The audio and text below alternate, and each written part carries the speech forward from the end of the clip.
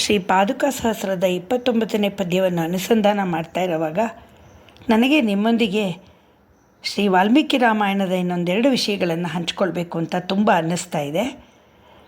ಅದನ್ನು ಇಲ್ಲಿ ಹೇಳ್ತಾ ಇದ್ದೀನಿ. ರಾಮರಾವಣರ ಯುದ್ಧ ನಡೀತಾ ಇದೆ, ಘನಘೋರ ಯುದ್ಧ.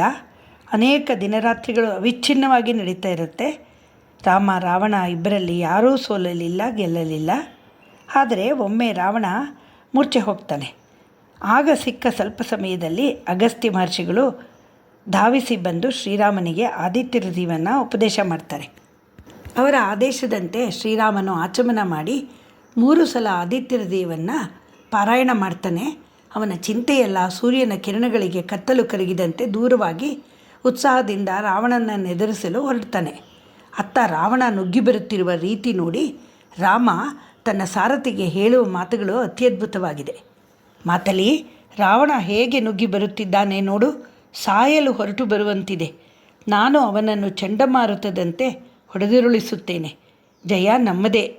ನೀನು ಮಾತ್ರ ಸ್ವಲ್ಪವೂ ಹೆದರದೆ, ಕಂಗೆಡದೆ, ಮನಸ್ಸಿನಲ್ಲಿ ಕಳವಳಿಸದೆ, ಅತ್ತಿತ್ತ ದೃಷ್ಟಿ ಇಡದೆ ಅಶ್ವಗಳ ಲಗಾಮನ್ನು ಸರಿಯಾಗಿ ಹಿಡಿದು ಶೀಘ್ರವಾಗಿ ರಥವನ್ನು ನುಡಿಸು ಎಂದು ಹೇಳಿದ. ದೇವೇಂದ್ರನಲ್ಲಿ ಪಳಗಿದ ನಿನಗೆ ಹೇಳಬೇಕಾದ್ದೇನೂ ಇಲ್ಲ, ಸುಮ್ಮನೆ ಜ್ಞಾಪಿಸಿದೆಯಷ್ಟೇ ಎಂದನು ವಿನಯದಿಂದ. ಜೀವನದಲ್ಲಿ ಪ್ರತಿಯೊಬ್ಬನಿಗೂ ಪ್ರತಿ ಹಂತದಲ್ಲಿಯೂ ಇರಬೇಕಾದ ಏಕಾಗ್ರತೆ ಅಥವಾ ಫೋಕಸ್ ಹೇಗಿರಬೇಕು ಎಂದು ಶ್ರೀರಾಮ ಇಲ್ಲಿ ಬಹಳ ಚೆನ್ನಾಗಿ ಹೇಳಿದ್ದಾನೆ.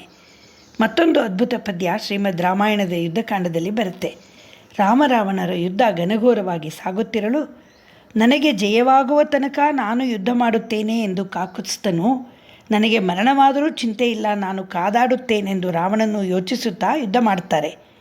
ಜೇತವ್ಯಮಿತಿ ಕಾಕುತ್ಸ್ಥೋ ಮರ್ತವ್ಯಮಿತಿ ರಾವಣ ಎಂದಿದ್ದಾರೆ ವಾಲ್ಮೀಕಿಗಳು. ವಾಲ್ಮೀಕಿಗಳ ಈ ಮಾತು ಅದ್ಭುತ ಎನಿಸುತ್ತದೆ ನನಗೆ. ನಾವು ಏನನ್ನು ಬಲವಾಗಿ ನಂಬುತ್ತೇವೆಯೋ ಹಾಗೇ ಆಗುತ್ತದೆ.